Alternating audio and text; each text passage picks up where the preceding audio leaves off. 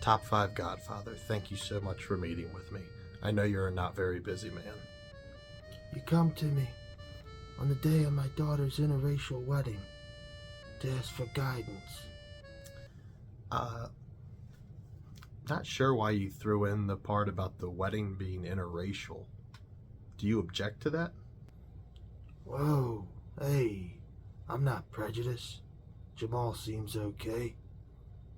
My people said he checks out.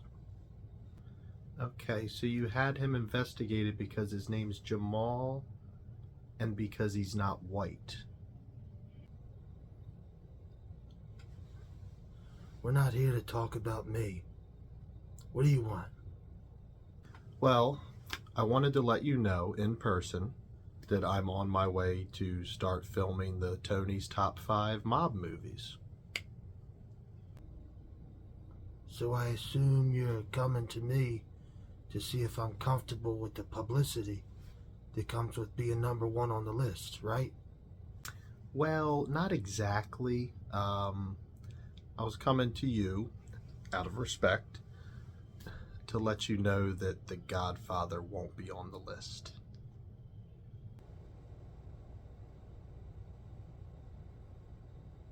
Wait, what? I mean, there's so many great mob movies out there, and making a top 5 list was pretty tough. How did we not make the top 5 list? Well, I love the movie, I really do, but growing up in the 90s, I saw so many spoofs and bad jokes about the movie that by the time I actually sat down to watch it, it kind of spoiled it a bit for me. I mean, don't get me wrong, I love the movie. It's not the movie's fault. It's a great film. There were 5 others that I liked a tad bit more. And what are those 5 movies?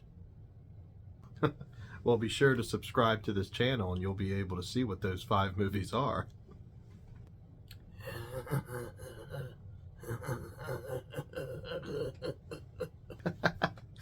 Oh, it's good to see you laugh about this. I thought you were going to be mad.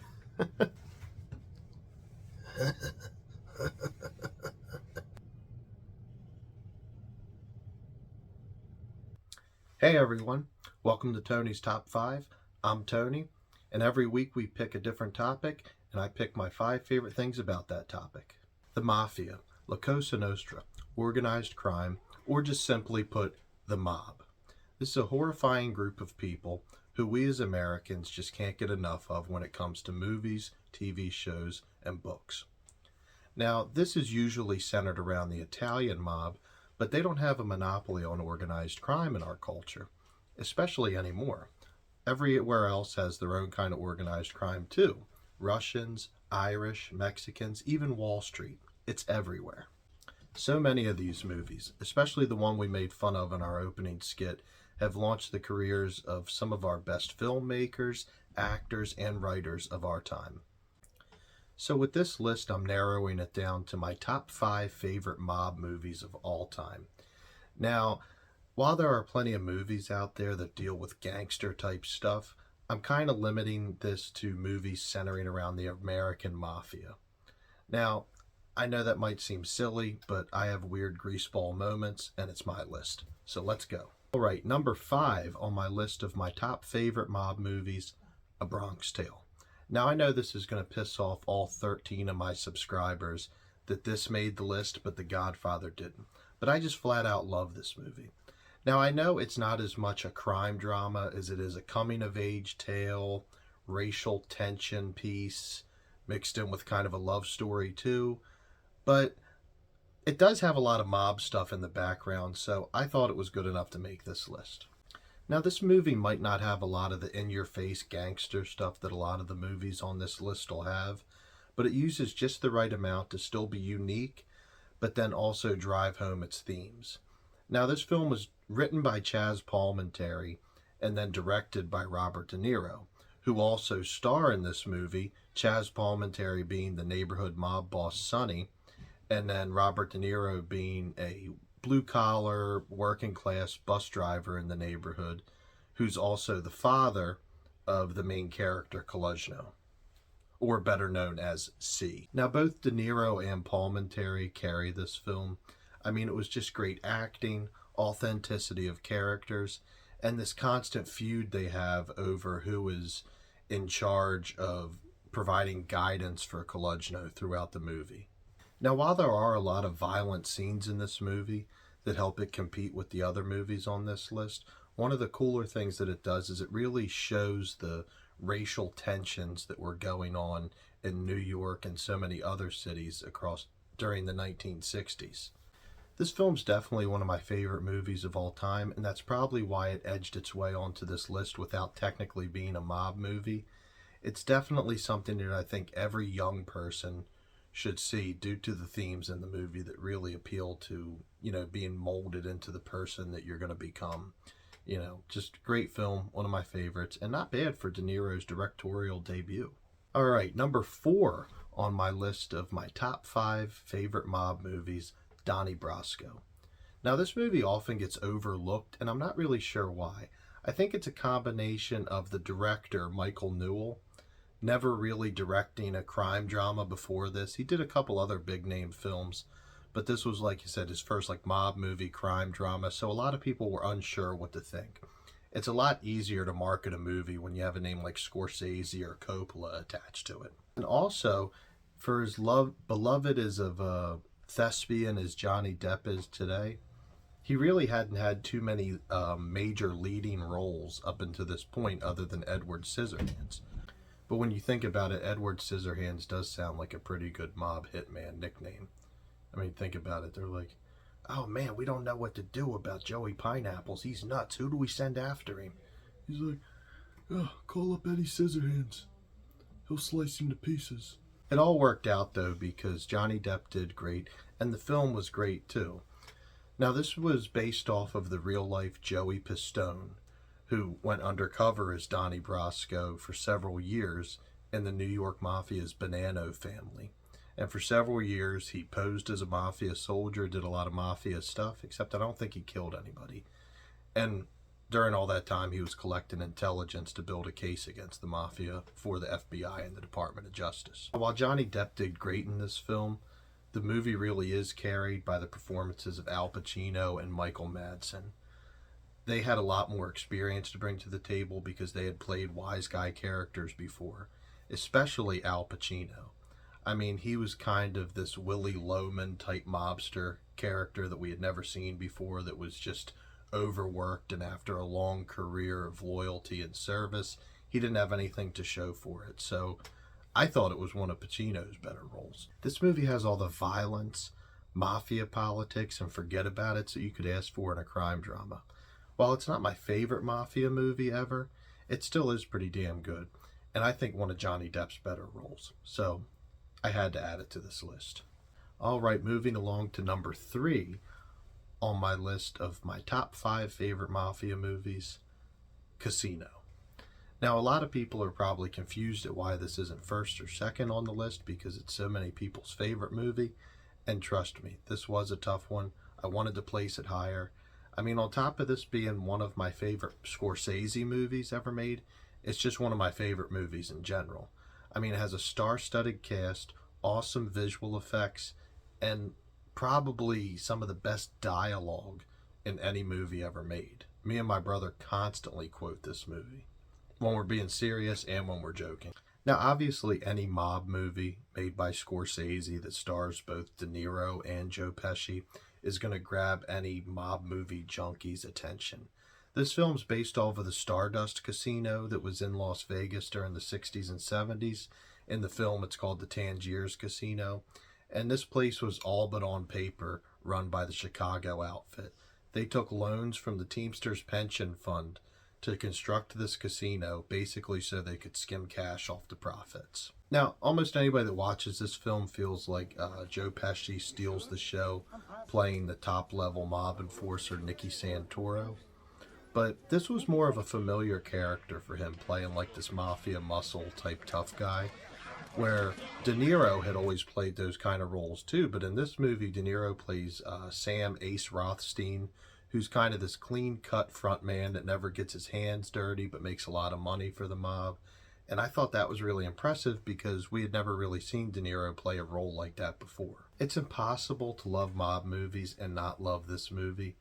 I mean, it has plenty of violence that's only complemented by like one of the most gruesome hit scenes of all time. And then it's also got a lot of gambling, sex, robberies, drugs, and all other types of stuff that I like to do on the weekend. I don't know how this film would have played out if De Niro and Joe Pesci weren't in it. I'd hate to think of a universe where they turned this role down, but either way, it's a great movie. No matter where it would be on this list, it would have to be on this list, and yeah, just one of my favorites. Definitely a good spot at number 3. Could have been higher too, but it's just how it worked out. All right, we're getting there. Number 2 on my list of my favorite mob movies of all time. I know I keep saying mob and mafia, like going back and forth, but same thing. But number 2, Road to Perdition. Now, this might surprise a lot of people because many people kind of forget that this is a mob movie. And to me, it's one of the greatest ever made. It takes place in like the 1930s, I think so, era of Chicago, Prohibition time period. And a lot of movies made during that time can be a little bit hard to take. It's just all these like, weird accents and, fast talkers like, ah, you dirty rat, you bastard. Like, what are you doing here? Like, get out of my face. Go get me a brandy and a cigar and get the hell out of here. Like, so you're like, oh, this is okay. It's a decent movie, but it's hard to take it seriously. This movie was not like that. It kind of had more of a Boardwalk Empire presence as far as like the setting and just the seriousness of the characters, so I really appreciated that. This movie was also based off of a graphic novel too. I've never read it, but I heard it was pretty good, and I didn't find that out till years after I saw the movie. Now, this movie stars Tom Hanks, who plays Mike Sullivan. And Mike Sullivan is the top enforcer for local Chicago mob boss John Rooney. And John Rooney operates this syndicate that all takes place under the crime umbrella of the Capone Chicago outfit. And basically what happens is John Rooney's son Connor, played by Daniel Craig actually, this was like one of the first things I ever saw him in, he murders Mike Sullivan's wife and their one kid, so Mike goes on the run with his remaining son and asks the outfit for permission to kill the Rooneys, and they deny him, so he basically just starts robbing banks until they give in and they're like, they make a decision on what to do. But there's so much more that goes into this film other than just what I told you. I mean, there's a lot of side stories and everything. The one great thing about this movie that I can't hit home enough is how incredible Tom Hanks was in this film. I mean, we all know him as the lovable, middle-aged philanthropist that, played Forrest Gump and voiced Woody the Cowboy. In this movie, he transforms into a scary hitman. I mean, he gained weight for the film. He wore bigger coats and suits and stuff like that to make himself look bigger. I mean, he just looked like a tough guy in this film. He molded himself into the part. If this guy came to collect from you, you better take him seriously. Without a doubt, one of Tom Hanks' most underrated performances of all time. I put it up there in his top 3 performances, and that's a lot considering who we're talking about. Aside from that, there are so many other things about this movie that I love. One of the cooler things is just how it shows how John Rooney's character, which is played by Paul Newman, I don't know if I said that earlier or not, my memory's starting to go on me, but it shows how he actually loves Mike Sullivan's character a lot more than even his own dumbass son, and it also shows the relationship between Tom Hanks and his son that he's caring for now, his only living child and immediate family member. And you got this guy who is a violent man with a rough past, and he's having to connect with this kid who's also already been through so much trauma. I wish this movie kind of ranked higher in other people's lists when they talk about mob films, but like I said, it gets forgotten about a lot. And I think it kind of still has that Donnie Brosco effect. The actors and the director really weren't known for crime dramas before this. And I think that, eventually led to it not being as noticed. But it still was a great film. I mean, it has a lot of violence in the movie, with shootouts and fights and everything. And, You know, a lot of, again, like the gambling, the booze, and the robberies and everything. Just a great film. I can't say enough good about it. Again, I had contemplated putting this ahead of Casino, but really it probably, in a fair world would have resulted in a tie, but I thought that it earned it. I really think this is that good of a movie that it can edge it out a little bit right there. So, yeah, Road to Perdition, number 2. I'm standing by it. All right, number 1 on my list of my top 5 favorite mob movies of all time, and the one you've all been waiting for, because if you don't know what it is, then I just don't think you know mob movies that well. Of course, number 1 is Goodfellas. I mean, I think everyone kind of realized that, when it wasn't anywhere else on the list. It's like, okay, he didn't put The Godfather on. If he doesn't put Goodfellas on, he doesn't know what the hell he's talking about. It's just an incredible movie. There was nothing else like it done up to this point, and just everything about it was great. It's really hard to even critique this film. It's so good. Every person that acted in this film killed it.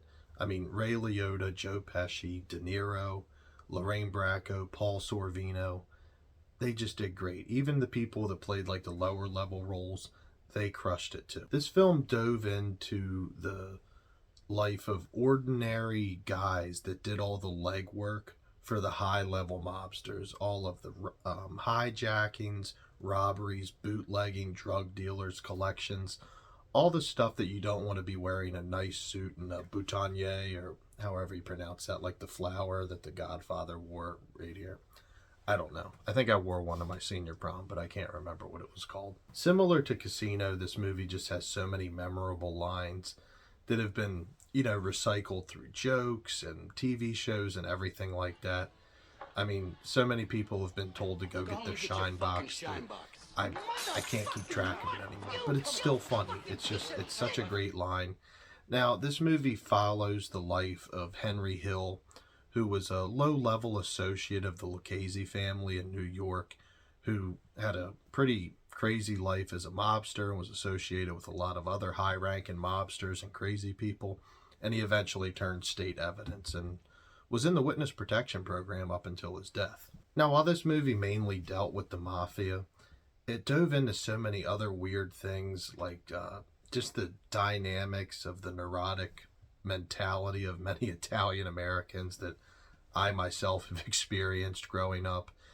And also it went into the big difference between made men and mob associates, and how there's a very clear line with that, and if you cross it, you can be missing very quickly. Now, I know I've been saying this a lot, but Pesci and De Niro, while they did carry this film with their acting and their names too, everyone that was part of this movie showed up for it.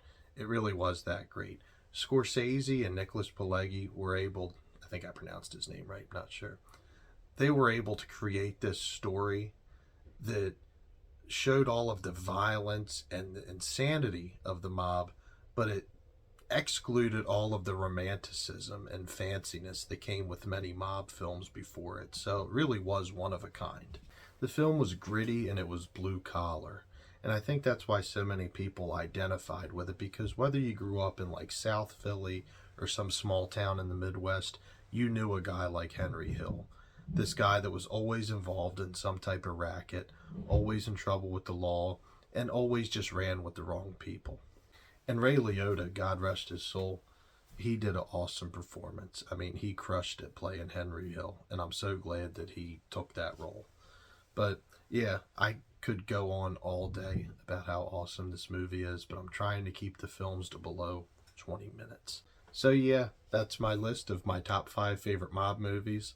Again, I know a lot of people are going to disagree with some of the stuff that was on the list or the placement of others, but put it in the comments. What would you have added to the list? I really want to know. Maybe there's some stuff that I didn't even think of. And always put your comments of what you want in future videos. Put them in there. Let me know. I'm always looking for inspiration.